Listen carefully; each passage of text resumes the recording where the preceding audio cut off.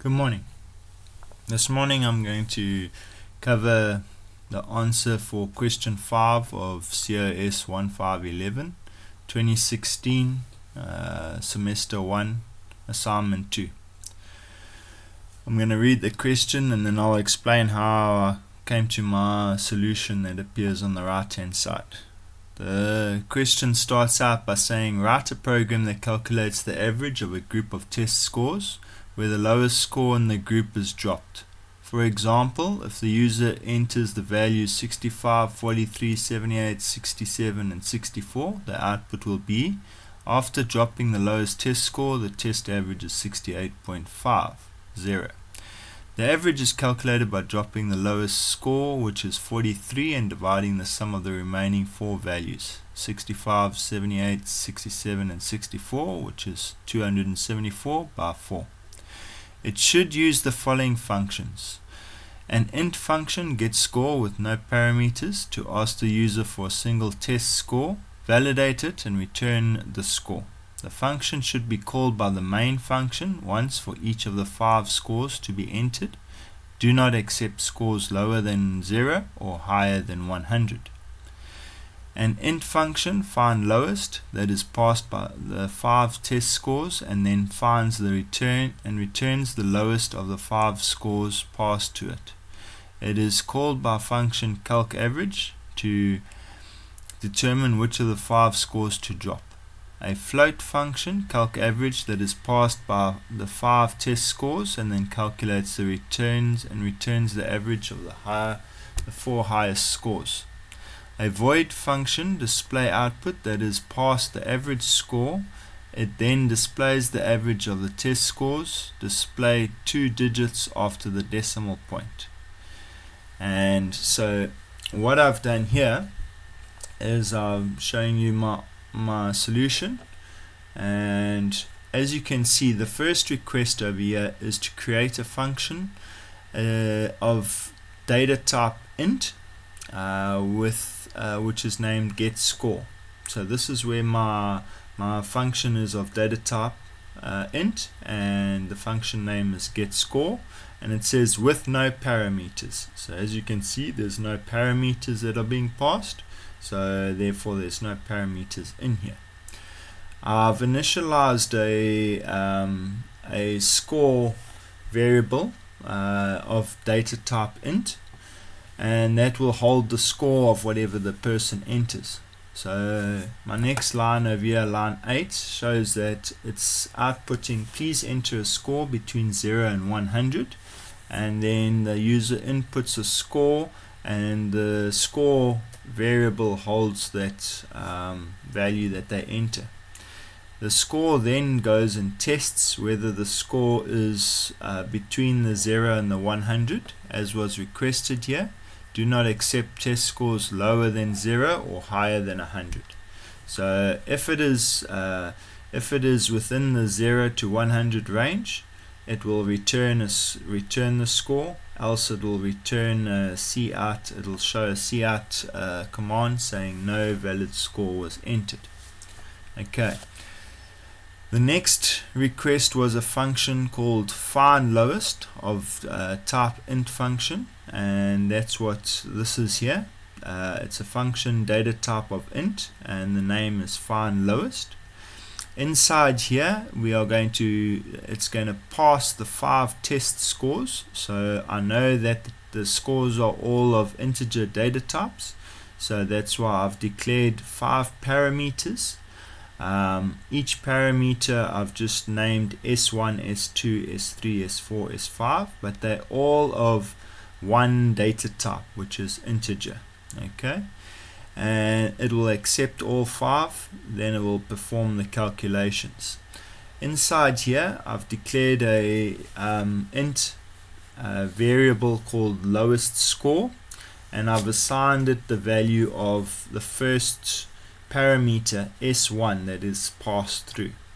So all consecutive ones are tested against whether the S1 is the lowest score, and if it is not, if the lowest score is changed, then it assigns that different parameter, whichever parameter has the lowest score. So that's what this if statement does. Then over here I've got it that it must return the lowest score. As you can see, I'm returning a variable of type int because the function is of a function type int. So you have to return the same as what the function type is. So that's why I've got this return lowest score. The next request is a float function data type called calc_average that is passed the 5 test scores and then calculates and returns the average of the 4 highest scores. So over here I've got the float function data type, and I've called it calc_average as they've requested.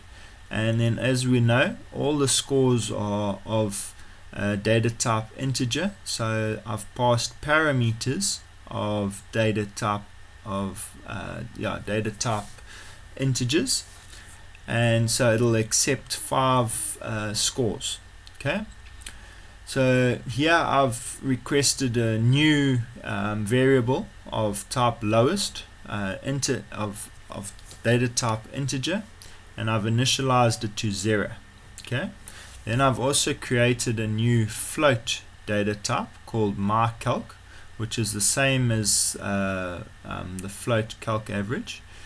I've then specified that the integer variable lowest is assigned whatever is returned from the find lowest function, and as you can see here, whatever parameters have been passed here, I'm passing them directly onto find lowest, and they are in the exact same order as what find lowest has.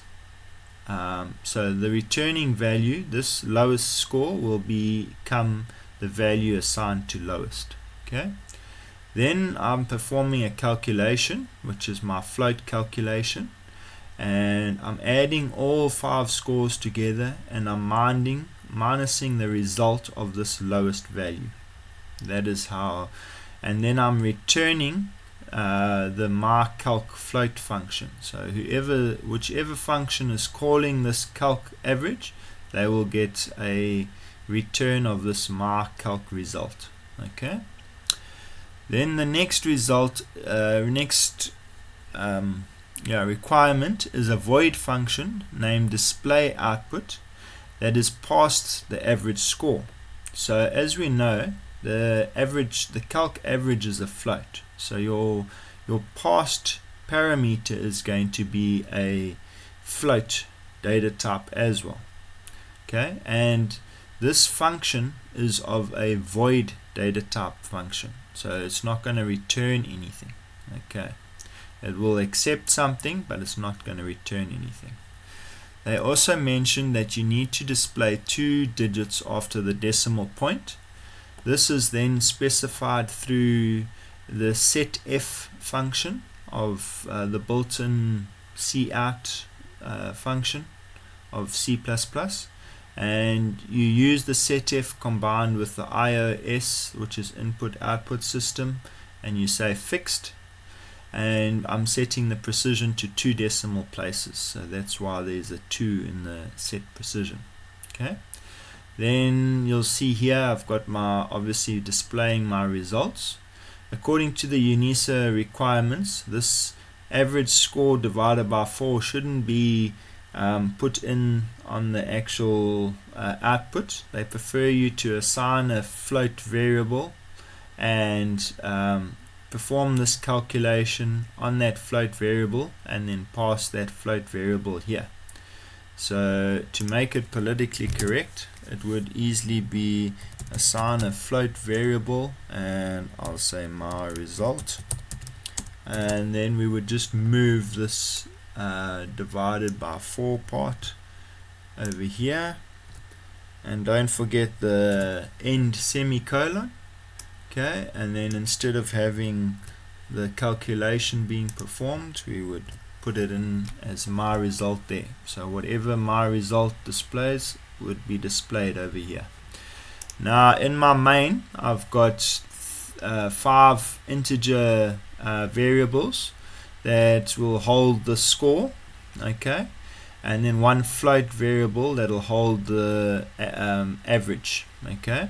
So what I've done is I've used the score of my variable types, and I've asked it to get the score, which is basically calling this function with no parameters, okay, and I'm assigning it to the score 1 and all the way to the score 5.